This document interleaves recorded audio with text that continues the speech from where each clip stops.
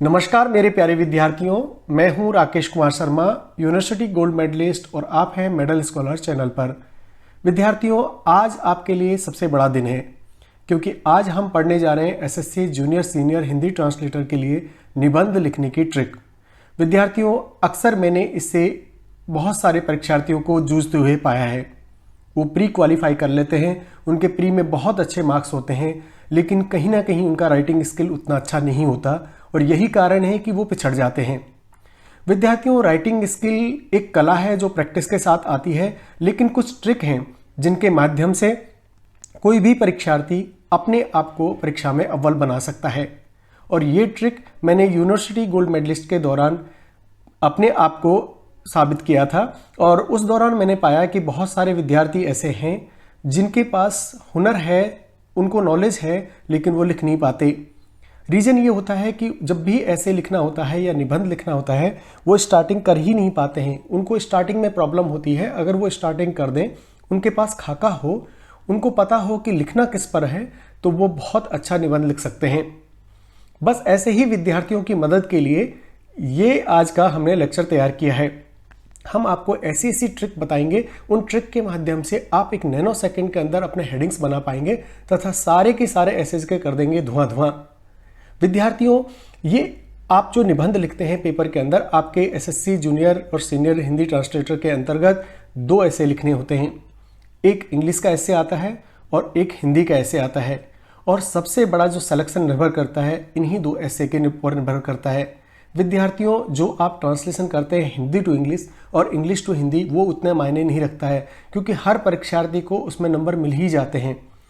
जो हमारे हिंदी बेल्ट के विद्यार्थी हैं, जैसे राजस्थान, एमपी, यूपी, ऐसे विद्यार्थियों को इंग्लिश ऐसे लिखने में बहुत प्रॉब्लम होती है, और यही होता है साउथ के विद्यार्थियों के साथ, उनको हिंदी का ऐसे लिखने में प्रॉब्लम्स आती है। आज हम दोनों ऐसेज को इस तरह से सीखेंगे विद्यार्थियों कि चुटकी बजाते ही आपके ऐसे इस तरह से तैयार हो जाएंगे कि आपको पता ही नहीं चलेगा।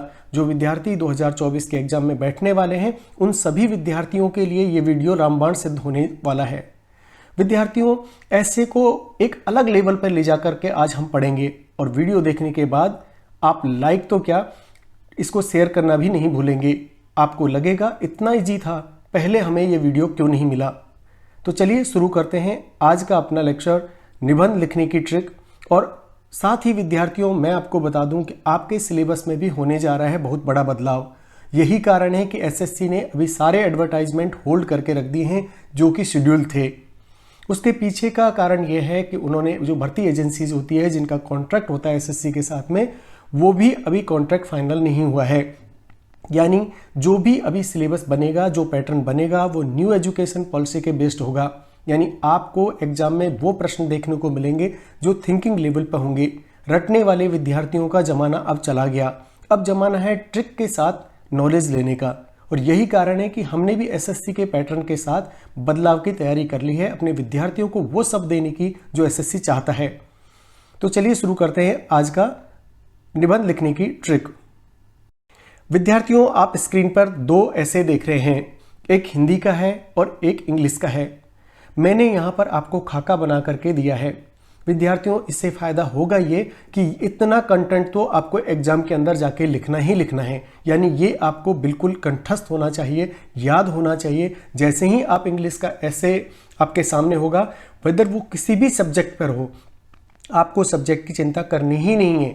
आपको केवल जा करके ये छापना है पेपर के अंदर। जैसे ही आप ऐसे देखेंगे, इतना कंटेंट तो आपको मुख जबानी इस तरह से याद होना चाहिए जैसे रट्टू तोते को होता है। आपको कुछ नहीं सोचना है, इतना कंटेंट एग्जाम के अंदर देना ही देना है। तो चलिए शुरू करते हैं। हम इंग्लिश ऐसे के साथ शुरू करते हैं कि आपको उसमें क्या लिखना होगा। सबसे पहले विद्यार्थियों, ऊपर में आपको जब भी ऐसे आप शुरू करेंगे तो आपको सब्जेक्ट देना होगा। उस सब्जेक्ट के अंतर्गत यहाँ मैंने आपको सब्जेक्ट लिखा है, लेकिन वहाँ सब्जेक्ट वर्ड यूज नहीं करना है। वहाँ पर आपको हेडिंग देनी है, जो हेडिंग पर ऐसे आपको लिखना है। उसको बड़े थोड़े, जिस पैटर्न में आप लिखते हैं उससे थोड़े बड़े पैटर्न में लिखना है और उसको अंडरलाइन कर देना है। उसके अंतर्गत आप देखेंगे कि 2 स्पेस छोड़ने के बाद में आपको अपना ऐसे शुरू करना है, और ऐसे कैसे शुरू करना है वो मैं आपको बता रहा हूँ। आपको लिखना है, an essay is a short piece of writing of an particular subject, full stop, it is an organized an analytical discussion and interpretation of a topic.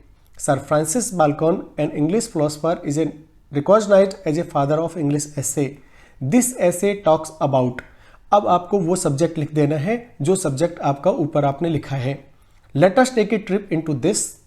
अब आपको वो जो सब्जेक्ट आपने लिखा है उसका गिस्ट लिख देना है, मतलब उसमें पूछी गई बात क्या है उसके बारे में जो आप बताने जा रहे हैं उसको लिखना है अंडर द फॉलोइंग हेडिंग्स.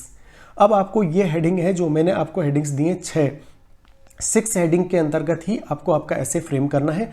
कोई हेडिंग बनाने की जरूरत नहीं है, आपके दिमाग में सीधा सीधा छापना है. बस आपको पहले स्टार्ट करना है इंट्रोडक्शन के साथ, और इंट्रोडक्शन के अंतर्गत जनरली हम जो टॉपिक आता है उसके बारे में हम सबको पता होता है, थोड़ा बहुत हम जानते ही हैं उस टॉपिक के बारे में. मतलब लाइट से शुरू करना है, बिल्कुल एकदम से बम्बार्ड नहीं करना है ऐसे के अंतर्गत. यानी आपने ऐसी कोई गंभीर बात इंट्रोडक्शन के अंतर्गत नहीं लिखनी है जो कि आपको अदर फैक्ट्स के अंतर्गत बाद में आपको मतलब शुरू करना है. विद्यार्थियों, होता यह है जैसे ही हम कोई टॉपिक या किसी से बातचीत भी शुरू करते हैं अपनी डेली लाइफ में, तो हम सीधे बम्बार्ड नहीं करते, यानी मेन टॉपिक पे नहीं आते, पहले भूमिका बनाते हैं. जनरली क्या होता है, हम किसी के पास अगर जाते हैं पहले बताते हैं कि इस तरह से हमने सुना है, फिर मेन टॉपिक पे आते हैं. यानी अगर आपको फादर मदर से पैसे मांगने हो तो आप भूमिका बनाते हो ना, इसी तरह की भूमिका ऐसे में भी आपको बनानी होगी. तो इंट्रोडक्शन को लाइट रखना है, उसके बारे में जो सतही तौर पर आपको जानकारी है वो इंट्रोडक्शन के अंदर आपको लिखनी होती है. फिर आप आता है कि आपको सोचना नहीं है कि नेक्स्ट टॉपिक क्या होगा. नेक्स्ट टॉपिक आपका होगा अंडरस्टैंड ऑब्लिक पर्पज ऑफ. यानी कोई भी टॉपिक आ जाए, किसी भी तरह का टॉपिक आ जाए, आपको लिखना है अंडरस्टैंड और वो सब्जेक्ट लिखना है.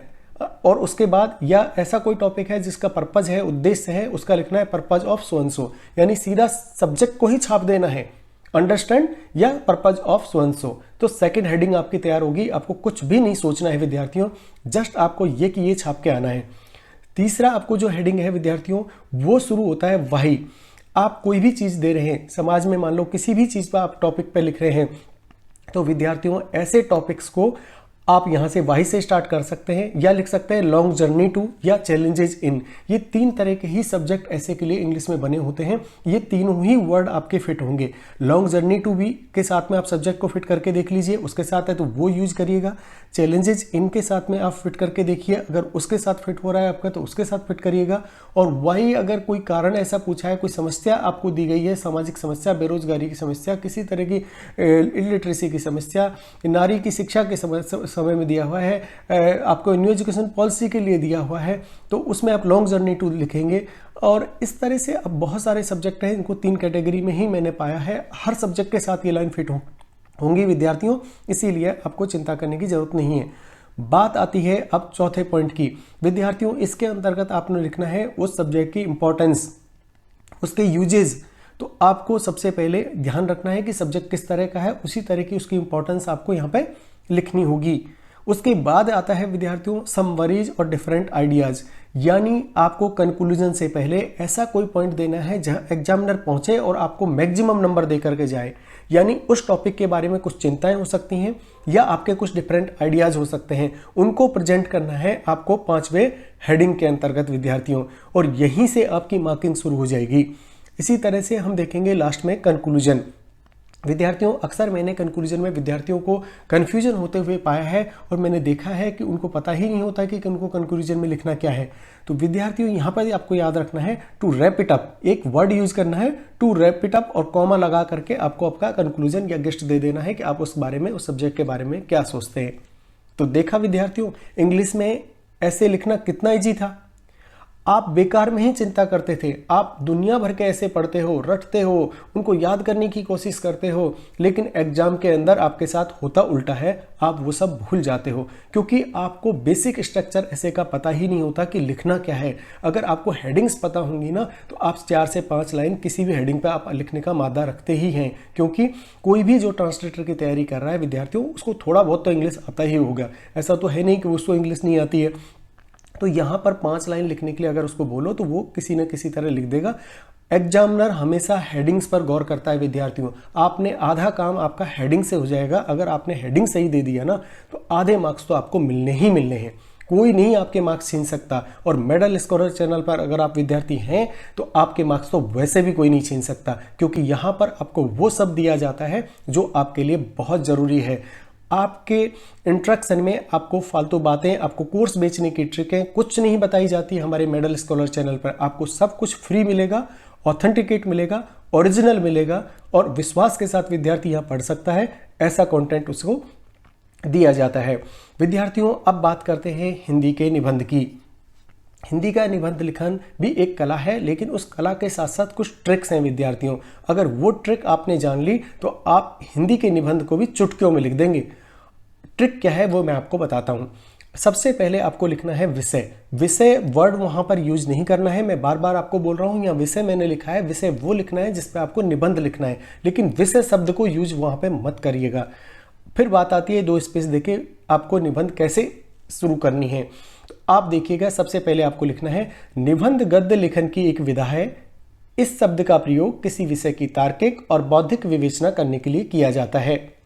माइकल डी मार्टिन को निबंध का जनक माना जाता है। प्रस्तुत निबंध, अब आपको वो सब्जेक्ट लिख देना है जो आपको मिला है, इस विषय पर आधारित है जिसकी तार्किक और बौद्धिक विवेचना निम्न बिंदुओं के आधार पर की जा सकती है। तो देखा विद्यार्थियों, आपका स्टार्टिंग अगर जबरदस्त है तो आपको मार्क्स देने में कोई भी एग्जामिनर कोताही नहीं बरतेगा, क्योंकि जो आप डायरेक्ट सब्जेक्ट पर आ जाते हैं, डायरेक्ट सब्जेक्ट के बारे में लिखना शुरू कर देते हैं, आप कोई भूमिका नहीं बनाते हैं। अगर कुछ लाइनें आपने चंद लाइनें ऐसी लिख दी कि जिससे एग्जामिनर का एकदम से माइंड एकदम से कॉपी में देखने को मिलेगा उसको कि ये मेडल स्कॉलर का विद्यार्थी कहीं से तो आया है, कुछ तो अलग है इसके अंदर, तो वो आपको मार्क देगा ही देगा। और जो रेगुलर विद्यार्थी हैं, जो इधर उधर पढ़ते हैं, जिनको कंटेंट अच्छा नहीं मिल पाता है, बहुत सारे चैनल आपको मिलेंगे जो ट्रांसलेटर को आपको डिब्रीफ करते हैं। बड़े बड़े आपको ट्रांसलेटर यूट्यूब पर मिल जाएंगे, लेकिन वो कभी आपको ट्रिक्स के माध्यम से नहीं पढ़ाते हैं। वो नहीं बताते हैं कि एग्जाम में आपको क्या करना है। बहुत लेंदी सब्जेक्ट आपको ऐसे के दे देंगे, ऐसे बता देंगे कि ये आपको करना है, ये आपको करना है, ये आपको करना है। अरे विद्यार्थी है, वो मशीन नहीं है, कंप्यूटर नहीं है, रोबोट नहीं है जो सब कुछ याद कर लेगा। मस्तिष्क उसका एग्जाम के अंतर्गत में थोड़ा बहुत डिस्टर्ब होता ही है, उसे वरीज होती हैं कि मेरा कैसा पेपर जाएगा, लेकिन मेडल स्कॉलर चैनल पर उसको वो ट्रिक बता दी जाती है। अगर उसके पास खाका है तो एकदम से होता यह है विद्यार्थियों, लोडेड पिस्टल की तरह आपके पास हमने गन दे दी है, बस आपको वहाँ ट्रिगर दबाना है। और ट्रिगर भी ऐसा कि आपका पेन रुकना ही नहीं चाहिए विद्यार्थियों। मेडल स्कॉलर के बाद में अब की बार 2024 में जो विद्यार्थी एग्जाम्स देंगे, या वो विद्यार्थी जिन्होंने एग्जाम दे दी है वो भी अगर इस वीडियो को देख रहे हैं तो वो सोच रहे होंगे कि काश ये हमें पहले मिल पाता। लेकिन कोई बात नहीं विद्यार्थियों, अगर आपका सिलेक्शन हो जाता है तो आपको बहुत बहुत शुभकामनाएं, तथा मैं आशा करता हूं कि आप उन सभी विद्यार्थियों को चैनल रिकमेंड करेंगे जो कि इस और अपनी तैयारी कर रहे हैं, या जो इंग्लिश हिंदी के सब्जेक्ट के माहिर लोग हैं। तो चलिए शुरू करते हैं अपना बातचीत। प्रस्तुत निबंध इस विषय पर आधारित है, जो विषय है वो आपको दे देना है। उसके बाद में जिसकी तार्किक और बौद्धिक विवेचना निम्न बिंदुओं के आधार पर की जा सकती है। पहला आपको लिखना है विद्यार्थियों प्रस्तावना। विद्यार्थियों, अब मैं आपको बताऊंगा जिस ट्रिक की मैंने बात आपको थंबनेल में की थी। वो ट्रिक है, कोई भी सब्जेक्ट आ जाओ, किसी भी विषय पे आप निबंध लिख रहे हो, लेकिन ये बिंदु तो आने ही आने हैं। अगर इन बिंदुओं को आपने एक बार याद कर लिया मेरे प्यारे विद्यार्थियों, तो हिंदी के निबंध में आपको 100 में से 100 मार्क्स कोई भी आपका नहीं छीन सकता। यानी 50 नंबर का आपका पेपर है तो 50 नंबर आपको मिलेंगे ही मिलेंगे, कोई नहीं छीन सकता आपको 50 नंबर आपके निबंध से। पहला है प्रस्तावना, दूसरा अर्थ, यानी किसी भी सब्जेक्ट आ जाओ, कोई भी सब्जेक्ट हो, आपको अर्थ लिखना ही है उसका। तो आप लिख देंगे सब्जेक्ट का अर्थ, फिर लिखेंगे उसका महत्व, फिर लिखना है आपको उसका प्रभाव, फिर लिखनी है उसकी लाभ हानि, और फिर लिखना है उपाय, और फिर लिखना है उपसंहार। तो देखा विद्यार्थियों, सब्जेक्ट कोई भी हो, मेडल स्कॉलर पर उसका धुआं नहीं करके छोड़ा तो फिर आपका यहाँ पर पढ़ना बेकार है। मेरे प्यारे विद्यार्थियों, प्रस्तावना, अर्थ, महत्व, प्रभाव, लाभ हानि, उपाय, उपसंहार। और उपसंहार में भी शुरुआत कैसे करनी है आपको, अंत में हम कह सकते हैं कि ये वर्ड आपको वहां पर, ये लाइन आपको वहां पर लिखना है, और उसके बाद में अपना विचार आपको लिख देना है। इतना प्यारा निबंध आपका बनेगा कि एग्जामिनर एक बार तो देख करके सोचेगा कि क्या निबंध लिखा है उसने। तो आपको फुल मार्क्स मिलेंगे और कोई भी आपके सिलेक्शन को नहीं रोक सकता। बस मैं जो आपको बता रहा हूं, मैं जो आपके साथ चर्चा कर रहा हूं, इन बिंदुओं को अगर आपने याद कर लिया तो फिर आपका काम बन जाएगा। विद्यार्थियों, अगर आपको ये पसंद आ रहा है तो प्लीज चैनल को सब्सक्राइब कर लीजिए, और इसी तरह के आपको वीडियोज आपको मिलेंगे पूरी जर्नी के अंतर्गत। विद्यार्थियों, मैं आपको बता दूं, हमने आपको जो वादा किया था फर्स्ट वीडियो में हमारे, कि हम आपकी एक सीरीज शुरू कर रहे हैं हिंदी व्याकरण की, जो कि आपको प्री के लिए काम आएगी। वो सीरीज हमने ऑलरेडी शुरू कर दी है, उसके 4 वीडियोज हमने अपलोड कर दिए और सारे वीडियो ट्रिक के माध्यम से है। यानी अगर आपको समास पढ़ना है तो शब्द देखते ही आप बता देंगे कि कौन सा समास है। आपको संधि पढ़ना है, कोई ग्रामर का रूल आपको याद नहीं करना है, केवल 15 मिनट के वीडियो में आपको संधि हमने इस तरह से बताई है, इस तरह से समास पढ़ा है, इस तरह से अलंकार पढ़ा है कि आज तक आपने कहीं नहीं पढ़ा होगा। बाकी विद्यार्थी पंक्तियों का अर्थ कर रहे होंगे, भावार्थ निकाल रहे होंगे, संधि विच्छेद कर रहे होंगे, तब तक आप टिक कर चुके होंगे आंसर 1 नैनो सेकंड में और प्रश्नों का कर चुके होंगे धुआं धुआं। तो यही तो सबसे बड़ी विशेषता है इस चैनल की, जहां पर आपको पढ़ाया जाता है वो कंटेंट, वो मैटर दिया जाता है जो आपको और विद्यार्थियों से एक कदम आगे रखेगा। तो इस तरह विद्यार्थियों हिंदी के निबंध को आपको शुरू करना है और हिंदी के निबंध को शुरू करने के साथ साथ आपको इन पॉइंट के अंतर्गत अपना निबंध लिखना है, जिसमें होगा प्रस्तावना, अर्थ, महत्व, प्रभाव, लाभ हानि, उपाय और उपसंहार। इसी तरह से हमने इंग्लिश में आपको बता दिया था, जिसमें लिखना है introduction, understand oblique purpose of, why, long journey to, challenges in, importance of, some worries and different idea and the conclusion to wrap it up. तो विद्यार्थियों, मैंने विद्यार्थियों को पाया है जब एग्जाम आता है, सेकंड पेपर आता है, तो वो ऑनलाइन जाते हैं और ये देखने की कोशिश करते हैं हाउ टू राइट द ऐसे, हाउ टू राइट द निबंध को कैसे लिखें, कैसे अच्छा लिखें। लेकिन आपको इस तरह का कंटेंट पूरे ऑनलाइन प्लेटफॉर्म पर कहीं भी नहीं मिलेगा, ना किसी यूट्यूब पर मिलेगा, ना किसी और किसी चैनल पर आपको बताया जाता है। आपको सब्जेक्ट दे दिए जाते हैं, लेंदी निबंध दे दिए जाते हैं और निबंधों की लैंग्वेज इस तरह से दी जाती है कि आपको एग्जाम में याद रहते ही नहीं है। विद्यार्थियों, एक और खुशखबरी है आज आपके लिए। इस लेक्चर के बाद हम आपको निबंध की जो सूची देंगे, उसके बाद में एक एक निबंध को डेली आपको देंगे और इस तरह का निबंध होगा। उसके वर्ड्स इस तरह से होंगे कि वो डिफ़िकल्ट स्पेलिंग्स नहीं होंगी उसके अंदर जो हिंदी के जो तत्सम शब्द होंगे वो नहीं होंगे और ऐसा व्यवहारिक निबंध आपको लिखना सिखाया जाएगा कि एग्जाम में एक बार अगर आपने उस वीडियो को देख लिया तो ज्यों की त्यों छाप के आएंगे आप विद्यार्थियों। तो चलो शुरू करते हैं। हिंदी और इंग्लिश में 2024 के लिए बनने वाले निबंधों की सूची। विद्यार्थियों, ये एक ऐसी सूची है जो मैंने बड़ी मेहनत से तैयार की है आपके लिए। इन्हीं में से आपके निबंध आपको देखने को मिलेंगे। तो चलिए डिस्कस करते हैं। विद्यार्थियों, सबसे पहले हम देखते हैं हिंदी निबंध की विषय सूची। पहला निबंध जो मैंने आपके लिए रखा है वो रखा है भारत विश्व में बढ़ता कद, और इसको हम डिस्कस करेंगे निम्न पॉइंटों के आधार पर। यानी सबसे पहले इसके अंतर्गत हम देखेंगे प्रस्तावना, उसके बाद देखेंगे इतिहास से साक्षात्कार, फिर देखेंगे आर्थिक विकास, विज्ञान और तकनीकी, शिक्षा का अद्वितीय स्वरूप, फिर देखेंगे सांस्कृतिक धरोहर, फिर देखेंगे विश्व पटल पर योग का बढ़ता वर्चस्व, कोरोना संकट में विश्व का मार्गदर्शक और पर्यावरण संरक्षण, साथ ही दे देंगे उपसंहार। इन हेडिंग के अंतर्गत हम ऐसे तैयार किए हैं आपके लिए, और वो ऐसे इस तरह का होगा जिसमें कोई तत्सम शब्द नहीं होंगे, कोई कठिन शब्द नहीं होंगे जो आपको समझने में प्रॉब्लम करेगा। मेरे साउथ के जो भी विद्यार्थी अगर इस चैनल को देख रहे हैं तो उनके लिए भी वो रामबाण सिद्ध होगा, क्योंकि ऐसे उनके लिए बहुत प्रॉब्लम करती है हिंदी में जब तत्सम शब्द आ जाते हैं। उनको उन शब्दों का अर्थ ढूंढना पड़ता है, इंग्लिश में उनको ट्रांसलेट करना पड़ता है। अब ऐसा नहीं होगा। आपके लिए मेडल स्कॉलर चैनल पर हर वो चीज़ दी जाएगी जो आपकी सफलता को सुनिश्चित कर सके। जो दूसरा निबंध होगा हमारा वो होगा विद्यार्थियों अंतरिक्ष शक्ति के रूप में भारत का उदय। इसके अंतर्गत हम देखेंगे प्रस्तावना, भारतीय अंतरिक्ष अनुसंधान का आरंभ, भारतीय उपग्रहों का युग, साथ ही देखेंगे मौजूदा उपग्रह मिशन जिसमें Chandrayaan 1A, Chandrayaan 2, Mangalyaan mission, Chandrayaan 3 mission जो अभी लॉन्च किया था लास्ट ईयर, पहले सौर मिशन आदित्य L1 के बारे में। फिर हम चर्चा करेंगे ऊर्जा के क्षेत्र में नई ऊंचाइयां, साथ ही पढ़ेंगे उपग्रह निर्माण में आत्मनिर्भरता, साथ ही देखेंगे विद्यार्थियों उपसंहार को। इस तरह से हम वाइंड अप करेंगे सेकंड निबंध जो कि हमारा होगा हिंदी के अंतर्गत अंतरिक्ष शक्ति के रूप में भारत का उदय। तीसरा विषय मैंने आपके लिए चुना है 2024 में परीक्षार्थी जो एग्जाम देंगे उनके लिए, नई शिक्षा नीति 2020, शिक्षा में परिवर्तन की दिशा। विद्यार्थियों, ऐसा ये बिंदु है क्योंकि इस साल नई शिक्षा नीति लागू हो गई है, तो ये आपको निबंध देखने को मिल सकता है। तो इसके अंतर्गत हम देखेंगे निबंध को प्रस्तावना, नई शिक्षा नीति का मुख्य लक्ष्य, नई शिक्षा नीति के मुख्य पहलू जिसमें 5+3+3+4 न्यूनतम शिक्षा संरचना को पढ़ेंगे, साथ ही बोर्ड परीक्षा में जो परिवर्तन हुए हैं उसके साथ ही उच्च शिक्षा में परिवर्तन और जो आपके सिलेबस पाठ्यक्रम में परिवर्तन आए हैं उन सब पे चर्चा करते हुए निबंध को आगे बढ़ाएंगे। साथ ही देखेंगे शिक्षा में तकनीकी उपयोग। इसके साथ मेरे प्यारे विद्यार्थियों हम राइटअप देंगे उपसंहार को।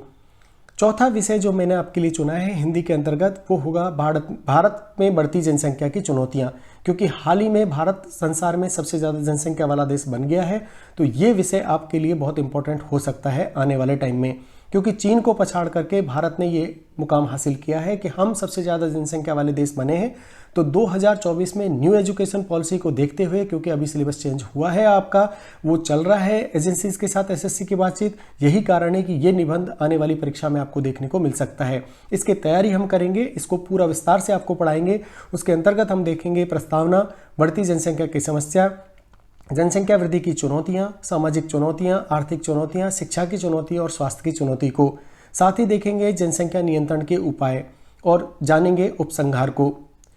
फिर हम जो अगला निबंध होगा 5वां, वो होगा महिला सशक्तिकरण, क्योंकि हाल ही में महिला को रिजर्वेशन दिया गया है, 33% उनका बिल संसद में पास हुआ है। तो ये वाला जो महिला सशक्तिकरण का पॉइंट है ये आपके लिए बहुत ही बर्निंग इशू बनता है। तो इस निबंध को हम निम्न बिंदुओं के आधार पर पढ़ेंगे। इसमें देखेंगे प्रस्तावना, महिलाओं को शिक्षा, स्वतंत्रता और समर्थन, रोजगार के अवसर, आर्थिक समर्थन, संबंधों में समानता, समाज में बदलाव और उपसंहार। तो देखा विद्यार्थियों कितनी इजी तरीके से और ऐसी ट्रिक के माध्यम से हम निबंध को पढ़ेंगे कि आपको नैनो सेकंड के अंतर्गत याद हो जाएगा। एक बार देखने की जरूरत है, बस शब्दों को देखेंगे और बस कर देंगे धुआं। फिर आएगा आपका छठा निबंध जो मैंने आपके लिए रखा है, वह है विश्व भाषा की और हिंदी के बढ़ते कदम। विद्यार्थियों ये मैंने इसलिए रखा है क्योंकि हिंदी को अभी यूएनओ में बातचीत चल रही है यूएनओ की भाषा बनाने के लिए। तो यही कारण है कि ये एक ऐसा बिंदु है जिस पर आपके विचार एसएससी हिंदी ट्रांसलेटर में पूछे जा सकते हैं। तो उसके लिए है प्रस्तावना, संयुक्त राष्ट्र संघ में प्रयुक्त भाषाएं हैं, हिंदी में विश्व भाषा बनने की सकारात्मक प्रवृत्ति, विश्व भाषा के रूप में हिंदी के सामने समस्याएं तथा हिंदी को विश्व भाषा बनाने के उपाय। साथ ही देखेंगे उपसंहार को। जो 7वां मैंने विषय रखा है वो रखा है राष्ट्रीय एकता में अटूट शक्ति, क्योंकि अभी जो सरकार है, जो मोदी जी की सरकार है, वो राष्ट्रीय एकता इशू पर बहुत ही ज़्यादा सोचती है, बहुत ही ज़्यादा उसके इस तरह के विचार हमें देखने को मिलते हैं कि ये एक ऐसा विषय बन सकता है जिस पर आपके विचार पूछे जा सकते हैं। तो उसमें आता है प्रस्तावना, असमानता में अखंडता, विविधता में एकता, एकता का महत्व, वर्तमान में एकता के लिए किए जा रहे प्रयास और आर्थिक और सामाजिक एकता के उपाय। साथ ही हम बाइंड अप करेंगे उपसंहार के साथ।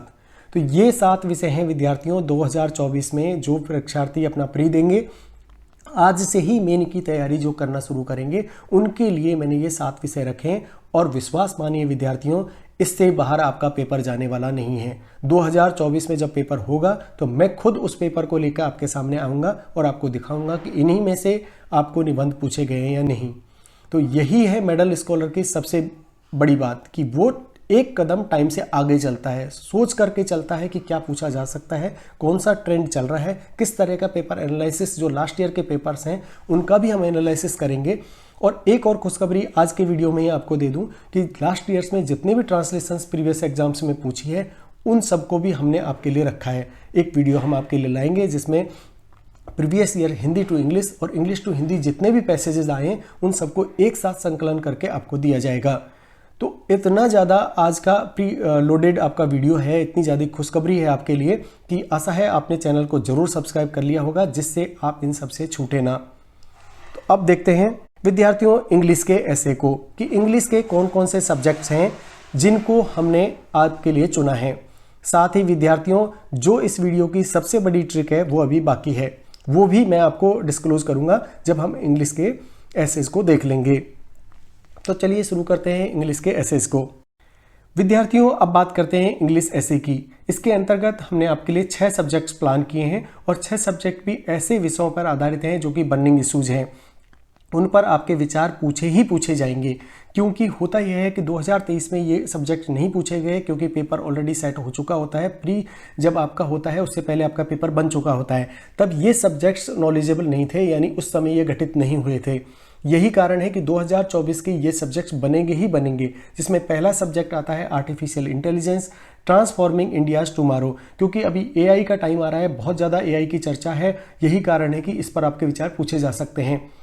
और एआई के अंतर्गत हम देखेंगे इंट्रोडक्शन, अंडरस्टैंडिंग आर्टिफिशियल इंटेलिजेंस, साथ ही AI in everyday life, AI in education, AI in health care, AI in business and job and challenges of AI in India, AI and Indian innovations, and the future of AI India and conclusion के साथ wind up करेंगे। आप सोच रहे होंगे इतनी सारी headings को हम याद कैसे करेंगे। मैंने आपको ट्रिक बता रखी है। स्टार्ट हम इंट्रोडक्शन के साथ करेंगे, साथ ही सेकंड होता है हमारा अंडरस्टैंडिंग का, तो जो सब्जेक्ट आया है उसको अंडरस्टैंडिंग के साथ जोड़ देंगे, सेकंड हेडिंग बन जाएगी। फिर हमको एआई के जस्ट यूज देखने हैं अपनी लाइफ में, किस किस में, everyday life, education, health care, business and job, बस 4 हेडिंग्स तैयार होगी। उसके बाद हम आपको बताए हैं कि चैलेंजेस का हमको हेडिंग लेना है। कोई भी सब्जेक्ट आ जाए उसमें चैलेंजेस आ रहे हैं तो challenges of AI in India. फिर हमने आपको बताया कि उसके बारे में कोई इनोवेशंस, कोई स्पेशल बात है तो वो लिखनी है, वो हमने लिख दी एआई इंडियन इनोवेशंस। देन हमने आपको बोला था कि फ्यूचर प्रोस्पेक्ट्स क्या है, आपके विचार क्या है, उसके बारे में आपको बताना है, तो वो future of AI in India और कंक्लूजन के साथ वाइंड अप कर देंगे। देखिए कितना ईजी था। इसी तरह से सेकंड सब्जेक्ट जो हमने आपके लिए चूज किया है वो है uniform civil code, why India is thinking about it. विद्यार्थियों ये सारे निबंध और एसेज हम आपको पढ़ाएंगे और कौन सी आपकी शब्द उसमें यूज करने हैं, और बिल्कुल सिंपल इंग्लिश के अंदर करते ये होंगे, कोई भी डिफिकल्ट स्पेलिंग नहीं होगी जो आपको नहीं आती है। केवल डे टू डे लाइफ में जो वर्ड्स आप यूज करते हैं उन्हीं को हमने केवल इनमें यूज किया है, जिससे कि आपको समझने में आसानी हो। तो सेकंड आता है यूनिफॉर्म सिविल कोड। इसको हम डिस्क्राइब करेंगे, introduction, understanding uniform civil code, equality and justice, social harmony and national integration, human rights and empowerment, debate and challenges, legal pluralism and state neutrality and conclusion. विद्यार्थियों ये subject मैंने आपके लिए इसलिए choose किया है क्योंकि हाल ही में यूसीसी का बहुत बड़ा मुद्दा बनकर उभर रही है। उत्तराखंड में पहला स्टेट है जहां पर यूसीसी लागू किया है और इंडियन गवर्नमेंट का मेन स्टेट इसी पर है कि वो यूनिफॉर्म सिविल कोड को लागू करे। विद्यार्थियों जब बात आती है कि यूनिफॉर्म सिविल कोड के ऑप्शंस को हम कैसे याद करेंगे, सब हेडिंग्स को कैसे याद करेंगे, तो इसके लिए भी मैंने आपके लिए ट्रिक बनाई है और वो ट्रिक है IUEWSDLC। बस केवल ये आप याद करके जाएंगे, IUEWSDLC आपको याद हो जाएगा यूनिफॉर्म सिविल कोड। अब कहेंगे आप मजाक कर रहे हैं, नहीं सर हम मजाक नहीं करते। मेडल स्कॉलर चैनल पर आपको वो चीज़ दी जाती है जो और विद्यार्थियों से आपको एक कदम आगे रखेगी। यहाँ पर आपको बताया जाएगा कि किस तरह आप लिखेंगे, ऐसे किस तरह कौन से हेडिंग्स के अंतर्गत देंगे, तो उसका ट्रिक है IUEWSDLC, अर्थात I से इंट्रोडक्शन, U से understanding uniform civil code, E से इक्वलिटी एंड जस्टिस, W से women's right and empowerment, S से आप देंगे social harmony and national integration, D से देंगे डिबेट्स एंड चैलेंज, L से देंगे लीगल प्लुरलिज्म और C से कर देंगे कंक्लूजन।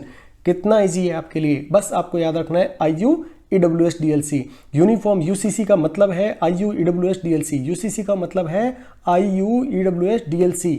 तैयार हो गया। विद्यार्थियों अभी भी अगर आपने चैनल को सब्सक्राइब नहीं किया है तो प्लीज़ सब्सक्राइब करिए। हम आपके लिए इतनी मेहनत करते हैं, ऐसी ऐसी ट्रिक्स आपके लिए लाते हैं और आपके बारे में सोचते हैं कि आपका एग्जाम में आप टॉपर कैसे बने।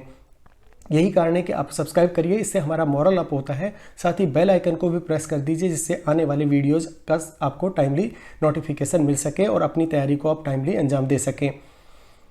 तो विद्यार्थियों शुरू करते हैं तीसरा बिंदु, जिसमें हमने तीसरा विषय आपके लिए चुना है इंग्लिश एसे के रूप में, वो है exploring the digital world fun with digital literacy. New education policy आने के बाद डिजिटल लिटरेसी के बारे में बहुत ज़्यादा इम्पैक्ट हो गया है इंडिया के अंतर्गत और इस पर एसएससी आपके विचार पूछ सकता है। विद्यार्थियों इसके अंतर्गत हम देखेंगे इंट्रोडक्शन, साथ ही जानेंगे अनलॉकिंग फन लर्निंग, साथ ही देखेंगे chatting and sharing, being safe online heroes, साथ ही देखेंगे digital learning in schools, government helping everyone, facing challenges in our digital life and wind up करेंगे कंक्लूजन के साथ। आप सोच रहे होंगे सर इसकी भी ट्रिक है क्या? बिल्कुल इसकी भी ट्रिक है। आपको ऐसी ट्रिक के माध्यम से ही मेडल स्कॉलर पर पढ़ाया जाता है कि आप कुछ भी एग्जाम में ना भूलें। तो विद्यार्थियों एक्सप्लोरिंग द डिजिटल वर्ल्ड जो ऐसे होगा उसकी ट्रिक है चैटिंग बीइंग डिजिटल GF, यानी आप चैटिंग कर रहे हैं आपकी डिजिटल गर्लफ्रेंड के साथ, तो आपको याद हो जाएगी trick chatting being digital GF। आप सोच रहे होंगे कैसे इससे याद होगा सर? इससे याद ऐसे करेंगे कि इंट्रोडक्शन तो आपको पता ही है, अंडरस्टैंडिंग आपको पता ही है कि आपको लिखना है, तो तीसरे पॉइंट से आ जाते हैं हम कि तीसरे पॉइंट से लिखना है चैटिंग एंड शेयरिंग, बीइंग से बन रहा है being safe online heroes, digital से बन रहा है डिजिटल लर्निंग इन स्कूल्स और G से बन रहा है गवर्नमेंट हेल्पिंग एवरीवन और F से बन रहा है facing challenges in our digital world. तो देखिए विद्यार्थियों किस तरह से आपको ट्रिक के माध्यम से याद हो गया। एक्सप्लोरिंग द डिजिटल वर्ल्ड अगर ऐसे आता है तो आपको इन हेडिंग्स के ऊपर देना है चैटिंग बीइंग डिजिटल GF। बस इतना याद हो गया तो आपको याद हो जाएगा डिजिटल वर्ल्ड के ऊपर ऐसे। इसी तरह से जो चौथा विषय मैंने आपके लिए चूज किया है विद्यार्थियों वो है वन नेशन वन इलेक्शन। बहुत ही बर्निंग इशू है और अभी इसकी बातचीत चल रही है। इसीलिए ये इंपॉर्टेंट बनता है, one nation one election making India stronger together. तो विद्यार्थियों इसको हम जानेंगे, डिस्क्राइब करेंगे इन हेडिंग्स के अंतर्गत। Introduction, a big celebrate of voting, saving time and energy feeling, together and happy, some worries and different ideas. साथ ही देखेंगे वर्किंग टुगेदर फॉर एवरीवन और वाइंड अप करेंगे कंक्लूजन के साथ। विद्यार्थियों इसकी भी ट्रिक है, इससे आप याद कर सकते हैं कि वन नेशन वन इलेक्शन पर अगर आपको ऐसे आता है इंग्लिश के अंदर और ये हेडिंग्स आपको भूल जाते हो, आप कौन सी हेडिंग पहले लिखनी है कौन सी बाद में लिखनी है, तो उसको याद करने की ट्रिक मैं आपको दे रहा हूँ। Big saving together, worries for everyone. कितना इजी ट्रिक है देखिए, बिग सेविंग टुगेदर यानी बड़ी सेविंग होगी वो टुगेदर के साथ होगी, और वरीज फॉर एवरीवन मतलब आप सबके लिए चिंता करते हैं। Big saving together, worries for everyone, याद हो गया वन नेशन वन इलेक्शन। एक छोटी सी लाइन के अंतर्गत हम आपको इस तरह की ट्रिक देंगे कि आपको पूरा ऐसे याद हो जाएगा, big saving together, worries for everyone. अब करते हैं ट्रिक को डिस्क्राइब। बिग सेविंग मतलब इंट्रोडक्शन और कंक्लूजन तो आपको पता ही है, शुरू में लिखना है लास्ट में लिखना है, उसके बाद हेडिंग आती है बिग सेविंग। बिग मतलब होता है big celebration of voting, saving का से बनता है saving time and energy feeling, together से बनता है टुगेदर एंड हैप्पी, वरीज से बनेगा सम वरीज एंड डिफरेंट आइडियाज, और फिर आपका बनेगा फॉर एवरीवन का बनेगा वर्किंग टुगेदर फॉर एवरीवन, और साथ ही दे देंगे कंक्लूजन। देखिए विद्यार्थियों हर वो ट्रिक आपके साथ शेयर की जाएगी जिससे आपकी राह सुनिश्चित हो सके, सफलता के उस झंडे को सबसे पहले फहराने वाले आप बनेंगे। अगर आपने मेडल स्कॉलर चैनल ज्वाइन किया है तो मैं आपको विश्वास दिलाता हूं विद्यार्थियों कि आपकी सफलता सुनिश्चित है। यहाँ पर ट्रिक के माध्यम से आपको ऐसे इस तरह से रटा दिए जाएंगे एग्जाम तक कि आपका पेन रुकने का नाम नहीं लेगा। उस 2 घंटे के अंदर आप सबसे पहले पेपर हल करने वाले विद्यार्थी बनेंगे। तो इस तरह से ट्रिक है वन नेशन वन इलेक्शन की, big saving together, worries for everyone. एक लाइन में पूरा ऐसे आपका तैयार हो जाएगा।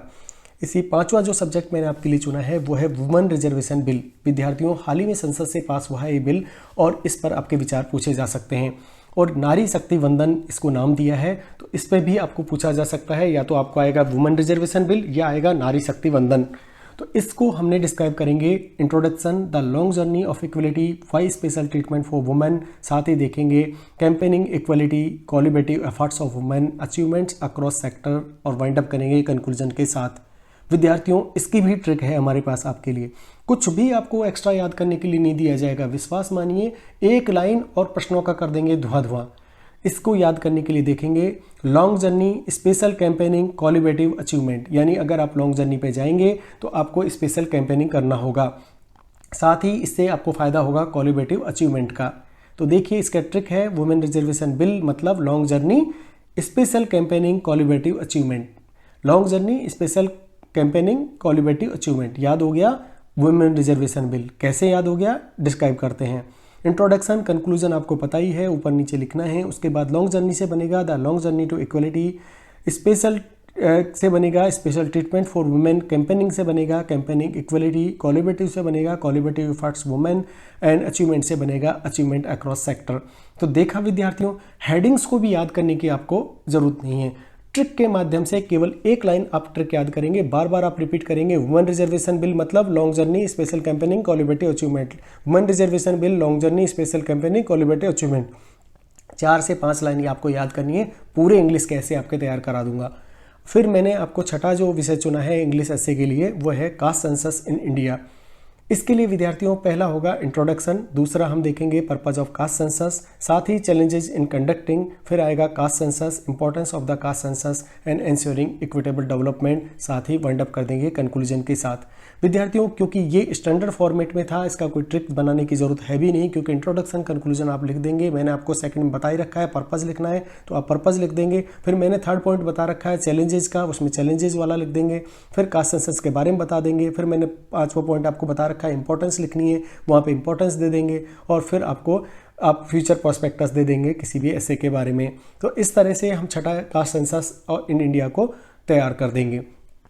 अब बात आती है विद्यार्थियों उन विद्यार्थियों के लिए जो इंग्लिश में थोड़े कमज़ोर हैं, इंग्लिश में उनका हाथ तंग है, फिर भी वो ऐसे, हिंदी उनका बहुत अच्छा सब्जेक्ट है, स्कोरिंग है हिंदी का, ऐसे भी अच्छे से लिख लेते हैं, उनको थोड़ा प्रॉब्लम आता है इंग्लिश के अंदर। तो ऐसे विद्यार्थियों के लिए आज का वीडियो रामबाण होने जा रहा है।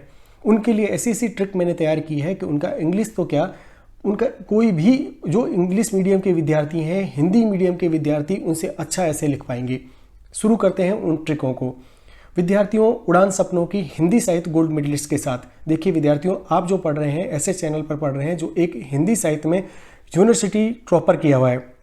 यूनिवर्सिटी टॉप करने के बाद हिंदी साहित्य का गोल्ड मेडलिस्ट लेने के बाद मैं आपको पढ़ा रहा हूँ।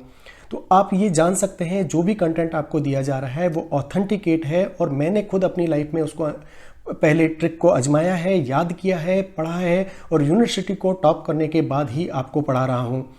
यूट्यूबर पर बहुत सारे यूट्यूबर्स मिल जाएंगे जो आपको 10th पास होंगे, 12th पास होंगे, उनको कंटेंट का पता नहीं होगा फिर भी वो हिंदी पढ़ा रहे हैं। विद्यार्थियों, ऐसे चैनल से बचिए जहां पर आपको मिसगाइड किया जाता है और आपको छोटे सस्ते कोर्स बेचे जाते हैं। 100 रुपये, 99 रुपये, 150 रुपये, 200 रुपये। आप सोचते होंगे 150 रुपये की बात है, इससे क्या होगा, लेकिन विद्यार्थियों वो कोर्स वो लाखों विद्यार्थियों को बेच चुका होगा।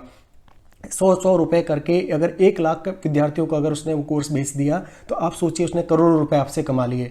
तो ऐसे जाल में फंसने से बचिए जहां पर आपको मनी ओरिएंटेड दिया जाता है। कोई भी वैकेंसी आने से पहले वीडियोस की बाढ़ सी आ जाती है और 100, 150 रुपये, 200, 300 रुपये के कोर्स बेचे जाने लगते हैं। विद्यार्थियों, कंटेंट को पहचानिए, उस चैनल तक पहुंचने की कोशिश करिए जो आपके लिए मेहनत करना जानता है और एक पैशन के तौर पे आपको पढ़ा रहा है। मुझे यूट्यूब से कोई अर्निंग नहीं चाहिए, कोई अर्निंग के लिए मैं ये कोर्स ऑर्गेनाइज नहीं कर रहा हूँ। केवल मेरा पैशन है उस ऐसा विद्यार्थी तक पहुंचने से, जो असमर्थ विद्यार्थी तक पहुंचने के लिए, कि जो किसी कारणवश इस महंगे कोचिंग संस्थानों तक नहीं पहुंच पाता, या पहुंच भी जाता है तो उसे उसका कंटेंट नहीं दिया जाता। वहां पर 300-400 की क्लास होती है जहां पर उनको कोई कंटेंट इस तरह से डिलीवर किया ही नहीं जाता। कोर्स पूरा करने का फोकस रहता है। एक बार आपने में एडमिशन ले लिया तो आपका काम खत्म, फिर आपको कोई पूछने वाला नहीं है आपको समझ आ रहा है, नहीं आ रहा है, टेस्ट में मार्क्स आ रहे हैं, नहीं आ रहे हैं। लेकिन मेडल स्कॉलर चैनल पर अगर आप जुड़ गए हैं तो आपको शुरू से लेकर लास्ट तक, जब तक आपका एग्जाम होगा, हर तरीके से गाइड किया जाएगा, वो भी फ्री ऑफ कॉस्ट। तो बचिए उन जालसाजों से और जुड़िए मेडल स्कॉलर के साथ। अब चर्चा करते हैं उन ट्रिक्स की जो हिंदी मीडियम के विद्यार्थी हैं तथा जो ऐसे लिखने में, इंग्लिश लिखने में उनका हाथ तंग है, जिन्होंने 10वीं में भी स्टोरी रट के लिखी थी। तो ऐसे विद्यार्थियों के लिए ही ये चैनल बना है। अब देखिए, सबसे पहला ट्रिक है लाइक, यानी ऐसे शब्द जो हम डे टू डे यूज में करते हैं लेकिन आपको ऐसे लिखने में प्रॉब्लम होती है, तो आप याद कर दीजिए जहां भी आपको लाइक लिखना है वहां पर आप लिखेंगे अलोंग द लाइन्स ऑफ। इससे फायदा ये होगा कि कम शब्दों में आपका ऐसे बड़ा हो जाएगा, यानी आपको बहुत सारे सेंटेंसेस लिखने की जरूरत नहीं पड़ेगी। यानी जहां भी आपको लाइक लिखना है, एग्जाम्पल लिखना है, आप कोई चीज़ लिख रहे हैं, ऐसे लिखते लिखते आपको लाइक ये, तो लाइक की जगह लिखिएगा अलोंग द लाइन्स ऑफ। इसके वर्ड जहाँ पर आप लाइक लिखते हैं, 4-5 अक्षर का वर्ड लिखते हैं, वहाँ पर आपको एक आधा लाइन आपने भर दिया अलोंग द लाइन्स ऑफ के साथ में। तो इससे ऐसे आपका बड़ा हो जाएगा और इससे इम्पैक्ट आता है एग्जामिनर के ऊपर, क्योंकि like, about, although, for, because, many, today, except, इनका एग्जामिनर पर कोई फ़र्क नहीं पड़ता है, क्योंकि ये इतनी बार एग्जामिनर ने सुन चुके होते हैं ये वर्ड्स कि उससे उसके दिमाग पर वो प्रेशर नहीं आता, वो उसको साइकोलॉजिकल इफेक्ट नहीं करता जिससे कि आपको मार्क्स दे। तो जब आप लाइक की जगह लिखेंगे अलोंग द लाइन्स ऑफ, तो वो उसको हट टच करेगा कि ये अलग से वर्ड इसने लिखा है, वहीं पर आपको मार्क गेन होगा। अबाउट की जगह पे आप लिखेंगे इन रिगार्ड टू, ये आपको ऐसे को बहुत ज़्यादा लेंदी बना देगा। यानी आप अगर 200 शब्दों में पढ़ के जाएंगे तो 500 शब्दों का ऐसे आराम से आपका हो जाएगा, अगर इन शब्दों को मैं जो बता रहा हूँ ट्रिक्स, इनको अपना लिया तो। आपका अबाउट की जगह पे लिखना है इन रिगार्ड टू, ऑल्दो की जगह लिखा है इन spite of the fact that. याद कर लीजिए इनको, ये आपको कहीं भी पूरे यूट्यूब में कोई नहीं पढ़ाने वाला है, ये जिंदगी के अनुभव की ट्रिक है जो मैं आपके साथ शेयर कर रहा हूँ। ये गोल्ड मेडल तक पहुँचने के बाद में ये ट्रिक मैं आपको दे रहा हूँ। ऑल्दो की जगह पे लिखेंगे in spite of the fact that, for की जगह पे आप लिखेंगे for the purpose of, because की जगह यूज करेंगे due to the fact that, क्योंकि जब आप बिकॉज वर्ड लिख देते हैं तो एक छोटा सा वर्ड वहाँ पर आता है, लेकिन आप जब बिकॉज की जगह यूज करेंगे due to the fact of, तो एक आधा लाइन आपका भर जाएगा। इस तरह से आपका कम नॉलेज के साथ भी बहुत बड़ा ऐसे आप इंग्लिश में लिख पाएंगे। बिकॉज के साथ में आप लिखेंगे due to the fact that, many word के लिए आप यूज करेंगे लार्ज परसेंटेज ऑफ, टुडे की जगह आप यूज करेंगे as of this date, except के जगह पर आप यूज करेंगे with the exceptions of, conclusion की जगह आप यूज करेंगे टेकिंग एवरीथिंग इनटू कंसिडरेशन। जैसे आप फाइनलाइजेशन करते हैं कंक्लूजन में, वहाँ भी लिख सकते हैं आप ये लाइन कंक्लूजन की जगह पे, कंक्लूजन लिखने के बाद शुरू कर सकते हैं ऐसे के अंदर टेकिंग एवरीथिंग इनटू कंसिडरेशन। और आई थिंक की जगह लिखना है इन माय ओपिनियन। और सो की जगह लिखना है देयरफॉर, एंड की जगह लिखना है इन एडिशन, और बट की जगह यूज करना है हाउएवर। तो देखा विद्यार्थियों, ये शब्द हैं जो ऐसे में बार बार आते हैं। लाइक बार बार आएगा, अबाउट बार बार आएगा, ऑल्दो बार बार आएगा, फॉर आएगा, बिकॉज आएगा, मैनी आएगा, टुडे आएगा, एक्सेप्ट आएगा, कंक्लूजन आएगा, आई थिंक आएगा, सो, एंड, बट, ये आप बार बार सेंटेंसेज में यूज करेंगे। लेकिन आज के बाद क्योंकि आप मिडल स्कॉलर पर हैं, इनको भूलेंगे, इनको आप याद नहीं करेंगे।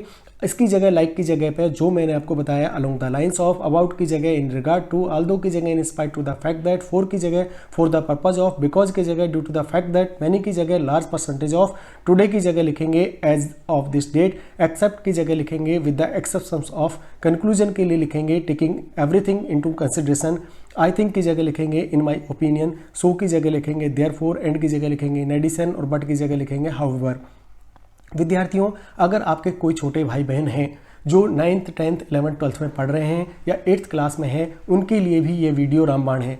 प्लीज़ उन तक ये वीडियो पहुंचाइए, उनके साथ शेयर करिए, क्योंकि ऐसे लिखना उनको भी एग्जाम में होता है। 10th के बोर्ड में लिखना होगा, 12th के बोर्ड में लिखना होगा। अगर वो इन टॉपिक्स को तैयार करके जाएंगे तो उनसे भी इन टॉपिक पर ऐसे पूछा जा सकता है, क्योंकि ये बर्निंग इशू है। और ऐसे कैसे लिखना है, अगर उनका इंग्लिश में हाथ तंग है तो उनकी मदद आप कर सकते हैं, और वो आपके लिए ज़िंदगी भर शुक्रगुजार होंगे कि आपने ऐसा वीडियो उनके लिए सजेस्ट किया जहाँ पर वो आसानी से इंग्लिश का और हिंदी का ऐसे लिख पा रहे हैं।